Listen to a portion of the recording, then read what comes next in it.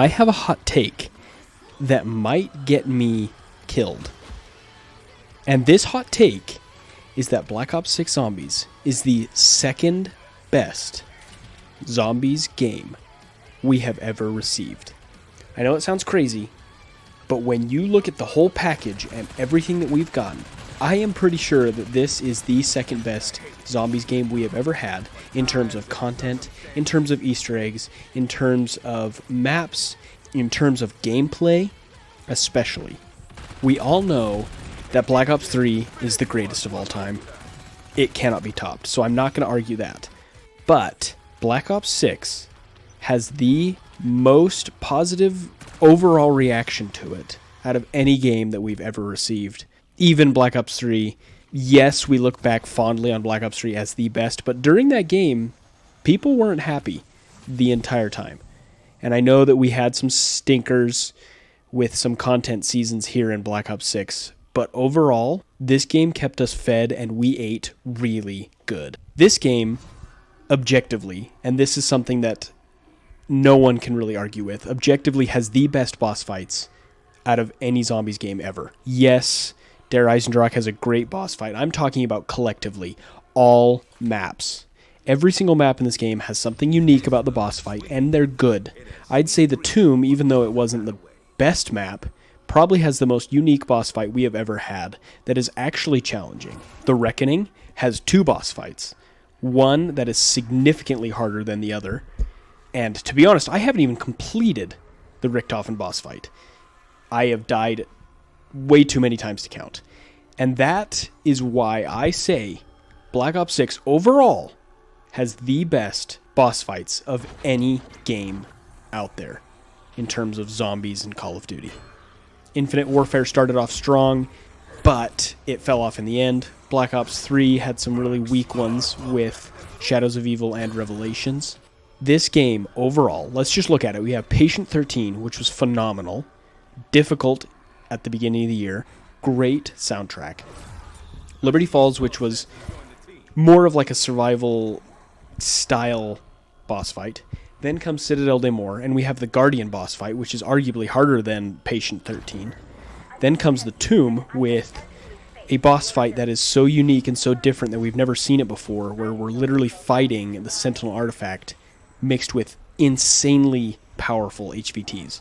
Then Shattered Veil, something that we have been dreaming about since the beginning of Zombies, is to fight a dinosaur, and we literally did. We fought a zombified T-Rex. Insane. Then to end it all off with Reckoning, we had two boss fights, one against SAM and the other one against Edward Richthofen, which is borderline impossible if you don't know what you're doing. That is why I say this game has the best boss fights. Black Ops 2 technically didn't have any boss fights. Black Ops 3 had some good ones, but Zetsubo was bad. Black Ops 4 had some really good ones. I really enjoyed the 9 boss fight with the elephants, and Black Ops Cold War had a really good one in Mauer der Toten. I like the concept of Forsaken's boss fight, but it just wasn't that good. But then you come to Black Ops 6, disregarding Vanguard and Modern Warfare 3, you can't beat it. Which brings me to another point about content. For years, and I know people complain about this, I don't know why, but every map that we play and every content drop that we have for zombies throughout every season is 100% free. We had 4 DLC maps, absolutely free. We had tons of limited time modes, absolutely free. And if you didn't like them, don't play them. You didn't have to spend money on them. Then we had Grief, something that they brought back, and in my opinion improved from Black Ops 2 because it was so bare bones in that game, but they improved it in this game. That was free. Reckoning, free. I don't see why anyone would ever complain about DLC content being free, because I've heard the argument that paid content is guaranteed to be good content, but I literally completely disagree. Look at Die Rise. Look at Zetsubo no Shima. My opinion, great map, but people didn't like it. Look at Alpha Omega. You had to pay for these maps, and they weren't as good as some of the maps in Black Ops 6, and they were free, which is why I just cannot defend anyone that says paid content is better and is always better, because it's not. It objectively is not. We paid for Shangri-La. That map is ass. We paid for, this one's a hot take, Shino Numa. Don't like it. This is why, in terms of content, Black Ops 6 blew it out of the water. Yes, there was a dry spell between Reckoning and Shattered Veil, but look at this. We had Grief and we had limited time modes. Starting Room Challenge, arguably the greatest limited time mode they have ever come out with. And what they need to do is just add that in as a permanent mode, because that was a blast. It came with rewards. It was great. Which brings me to another thing. Black Ops 6 is the first zombies game to give you a specific reward for every Easter egg and for even limited time modes and events. We had a free skin for either a wonder weapon or a character in the zombies crew for every single Easter egg. That has never been done before. We had events that you had to compete with other people to get better gobblegums. That's never happened before. There was an event for the Reckoning on who can get the most kills, boss fights, and kills on special enemies most to get ultra gobblegums. How is this something anyone would complain about? It's literally free competition constantly added to the game that doesn't stop. It's free, and it gives us rewards. It gives us something to do. Another thing that Black Ops 6 did great was the camo grind. And I know some people, especially the hardcore fans, the original fans like me, aren't into camo grinding as much as, I'd say, newer people, but that doesn't mean it doesn't give you something to do or bring in people from outside of zombies into this game. It's phenomenal. I have Nebula. It's a great looking camo. It took me a long time to get it, and it forced me to play maps or in modes or with guns that I'm not used to, and that is a huge positive. And I don't think you can argue that this game didn't have the content that other games have. It had more, and it was free. It was constant, and it was always there. There's always something to do. Every season, every half season, there was something new. Even if it was just a field upgrade or a new ammo mod, they at least gave us something. And it is by far the most content-fed and consistently given content out of any Black Ops game in history. Now that takes me to Grief. We had begged for Grief for literally like a decade, and they finally brought it back. I think it got off to a rocky start, and they slowly improved it over time, but it's fun. And with the actual Griefs that you can apply to other teams, it obviously gives it way more content than Black Ops 2 ever did. Yes, Black Ops 2's Grief was fun, but there was only, 3 maps on there?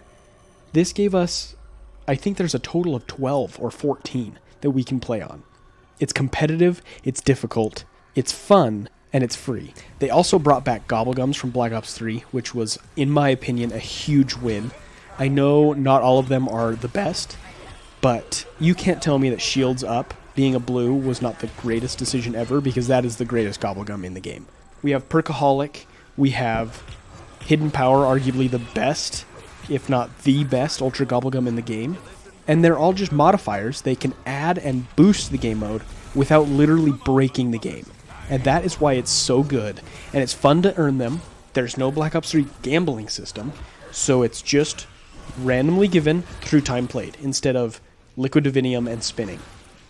And, like I said, there's no gambling, so you're not spending money on a what if I get a Perkaholic. You can literally spend money on a Perkaholic if you want, instead of the gambling aspect, which is by far infinitely better than what it used to be. Now let's not forget the cadence that the content was given to us. At the beginning of the year, Season 1 literally gave us our 3rd map in the game, and we were still chewing and digesting Terminus and Liberty Falls, and those 2 maps are phenomenal. They even said that Liberty Falls was the most played zombies map in history. And yes, it may not be the most beautiful thing in the world, but it is a blast to play, and no one can deny that. Terminus is phenomenal. It's gorgeous. It has so much to do, has the most side Easter eggs ever. And then they just dropped Citadel de Mor within months. And that was crazy because Citadel de Mor has these unique sword wonder weapons that gave us a very unique gameplay with an amazing boss fight. And then even better is they bring in the Tomb, which some will argue that that map was bad. In my opinion, it's not as bad as people say, but it's like a Liberty Falls 2.0, and it's fun to play. If you want to just grind out camos or just casually play, the Tomb is there. It's awesome. It may not be the most in-depth map ever. It was a free content drop within literal months of the first content drop. Then, a few months later, Shattered Veil comes out, and it brought so many OG players back because that map is genuinely A tier, if not even S tier. The only thing that holds it back was probably the reused assets of Wonder Weapons, but that map is phenomenal. The boss fight is phenomenal, and that was all within, 6-7 months of the game coming out? Then, after Shattered Veil, they bring back Grief, a game mode that we have been begging for literal years. They're adding in events. They have limited time modes. They have constant guns coming into the game so that we have new things to do. And yes, there was a good 2-month-long drought until we got Reckoning, but I think Reckoning is phenomenal. It's one of the best DLC 4 maps we've ever had. Obviously, not as good as Origins, but I think it's phenomenal. I actively want to continue playing it, and that is something that is good. That is what brings me into another thing. This year, I have actively wanted to play all of the maps. I haven't felt like that since Black Ops 3. I actively want to play this game. And I think that's why it's so good, and why I consider it the second best zombies game ever, is because they nailed the gameplay structure in this game. It is satisfying to kill zombies. It is satisfying to run around. It is satisfying to go on huge streaks or mow down entire hordes, use a wonder weapon. It is satisfying. I don't know what they have done to make it so satisfying. I don't know if it's sounds, if it's just how the zombies play. It's just great. Every single map is satisfying to kill zombies, and that is literally what this game mode is. Killing zombies and surviving. Every map's Easter egg improved upon the previous map, with a little bit more depth, or a little bit harder of a quest, or a better puzzle, or a better thing to do. And then they end it with phenomenal boss fight. So I think this year's Easter eggs are some of the best we've ever had. I'd say Black Ops 3 and Black Ops 4 are great gold standards. Black Ops 4 is a little too hard, and I understand that. That's why they had to dial it back. I think they overcorrected in Black Ops Cold War, and now we're on the way back. So if we can continue with the Reckoning's level Easter eggs, Black Ops 7 is going to be perfect. Now, obviously, there are some negatives. Black Ops 6's story was abysmal. There are so many things that they didn't even answer or didn't even care to answer. In this gameplay, you're seeing Citadel Daymore, and they're talking about how evil and bad Richtofen is and how he lost his way. And then they just give him his family at the end of Reckoning, and there's no reason to think that he's a bad person or what he has done. It just didn't have weight. And then it brings me also to Peck. Like, what the hell is happening with Peck? What's going to happen with Ravenov? We're talking with them in the Reckoning, and then our crew just gets teleported to the Dark Ether at the very end. What's going to happen? So many open ends that just weren't tied up that I'm very curious about, but I don't think they're going to care enough to figure out or tell us what's going to happen, which is, in my opinion, a big L.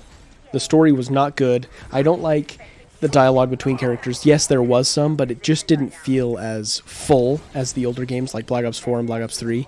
It didn't feel as impactful. It didn't feel as important.